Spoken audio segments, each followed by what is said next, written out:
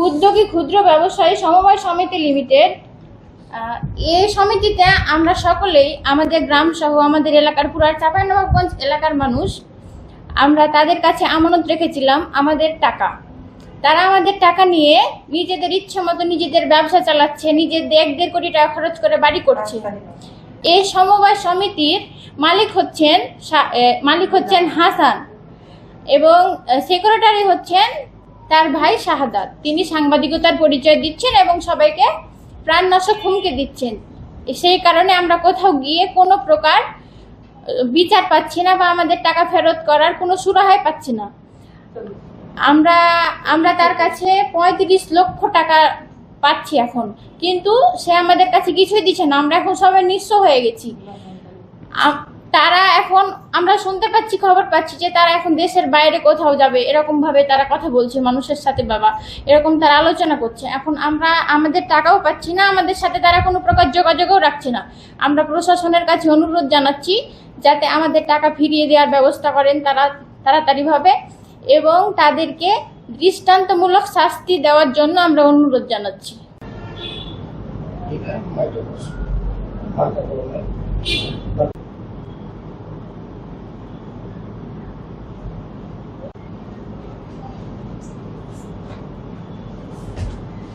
ক্ষুদ্র ব্যবসায় 4,40,000 টাকা দিয়েছিলাম।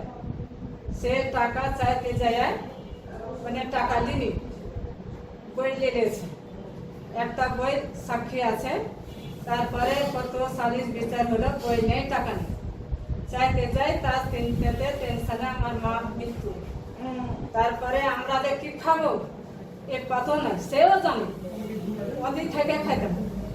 এখন আমরা 2 বোন আছি এক জায়গাতে, খাই দুঃখে সুখে সেই করে খাই, মানুষ দেয় খাই মেয়েতে করে এইভাবে খাই। এখন কত সালিশ বিচার সব অমান্য করলে লাস্টে 2 লাখ টাকা দিতে রাজি হয়েছে।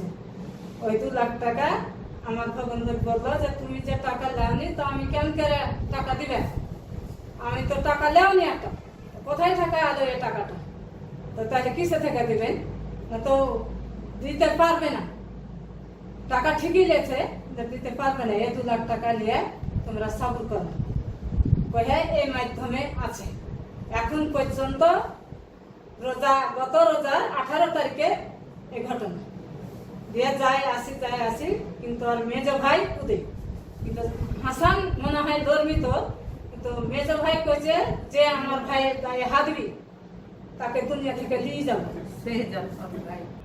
আমরা হাসানের কাছে 4,40,000 টাকা আমানত জমা দিয়েছিলাম। চাইতে যাইয়া মায়ের গায়ে হয় সে বিচার আপনার কাছে চাই, টাকা 4,40,000 টাকা দিয়েছে তাই পাবো, তাই চাইতে যায় অত্যাচার করছে, আপনার কাছে বিচার চাই।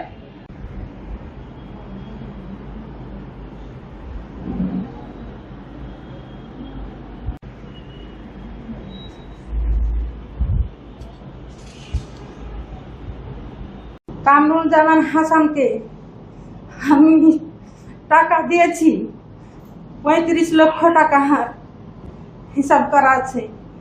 দিয়ে আমার বাড়িতে আমি মাটি বিক্রি করেছি, তাও জানে, তাও এসে করলে যে মাসে 1500 টাকা করে লাভ পাবেন, ভাবি 17 লাখে 25,500 করে লাভ পাবে, আপনার সংসার চলে যাবে। দাদা তো এরকম ওষুধ দিছে, তো তাহলে ছেদে শুনু দিয়ে ফের পোখর টোখর করেছিনু, এটা ওটা করেছিনু, মাছ টাছ করেছিনু, খাজনা লে পোখর বিক্রির পাট করনু। কইছে ভাবি ছে দেন এখানে, যে ছে দিনু। যে আমি এর আগে গ্রামীণ ব্যাংকে 5 লাখ টাকা থেয়েছিনু, যে 5-10 বছর পর হাঁকে 10 লাখ টাকা দিয়েছিল। ওই টাকাটাও জানতে পারে, আইসে আমাকে দেন ভাবি থান, আমি তো আপনাকে ছোট ভাই, আপনাকে ছোট দাও, আরো 2 টাকা হবে, আপনারও 2 টাকা হবে। এভাবে না হলে বাড়িতে 2 মাস ধরে হাঁকে গিয়েছে।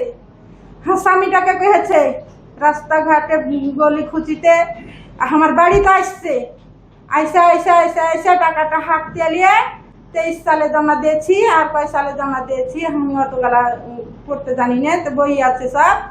দিয়ে হাঁকে জানুয়ারিতে থেকে হাঁকে কোনো টাকা পয়সা দেয়নি। বললো যে 4 মাসের মধ্যে 50% টাকা দিব, তাহলে দাও হাকে এভাবে। আর কেউ তখন হার কাছে গেছিল, যার কাছে টাকা পাবে এই উঠে দিব, হ্যান দিব, তেন দিব, ধরে টেরে তাহাকে যখন টাইম দিলে তখন ওকে আমি টাইম দিনু, দেয়া আর দেয় নে, 50,000 হাকে দিলি, দেয়া আর দেয় নে, আর মোবাইল ধরে না, আর দেয় নে, দিয়ে এই করতে করতে করতে করতে দিয়ে লাস্টে হাকে 10,000 করে দিলে, তাও আমি লিনু। যখন সংসার চলে না, আমি ক্ষতিগ্রস্ত হয়ে গেছি, আরো ধার দেনা আছে, আমি বড় বেটাকে দিতে লেগে 8,00,000 টাকা দিয়েছিল, দিয়ে হাকে যখন দিতে না পারলে 1 মাস আগে কহিলেন ভাবি তোমাকে দিয়ে দেবো, দিয়ে তো হাকে দিলে না, ধার ধর করে চালান ভাবি, আমি অতিও ফাঁসছি। দেখেন আর একজন আসছে, পাইবে হার কাছে টাকা, হার কাছে মেলাটি সব টাকা পেবে, আমি হামু ধার দেনা, তো হামু বাড়তে থাকতে পারি নাই, আমি জ্বালা যন্ত্রণাতে আমি করতে পারি নাই। এখন আমার স্বামীটাও ধরলেন যে কোনো ইনকাম নাই, কিছু নাই, আর এই চিন্তাতে টেনশনে 2টা মানুষ ধরলেন যে হারা মাটি হয়ে গেল, দিয়ে এখন মোবাইলটাও হাত ধরে না, উঠাই নে, কি মোবাইল করছি তো ধরে 2টা কথা বলে না, কিছু বলে না। ওর ভাই যে শাহাদাত যে সাংবাদিক আছে, এই খেল খেলাইছে, এই সব করছে যে কিছু করতে পারবে না, মোবাইল ধরবি নে, যে মোবাইল ধরে না। কুখ্যাত গুন্ডা বালিয়াডাঙ্গার সাংবাদিকতার পরিচয় দানকারী শাহাদাত তার তার তার চাঁদাবাদির জন্য আমরা বালিয়াডাঙ্গা সহ পুরা চাঁপাইনবাবগঞ্জের মানুষ অতিষ্ঠ হয়ে আছি।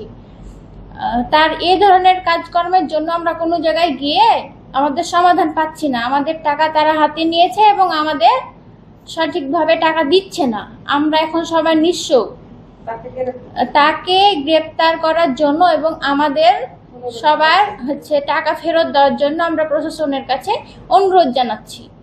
আপনারা অতি নিকট খুব দ্রুত তাড়াতাড়ি আমাদের সমস্যাটা সমাধান করে দেন, এইটাই আমরা অনুরোধ করছি আপনাদের কাছে।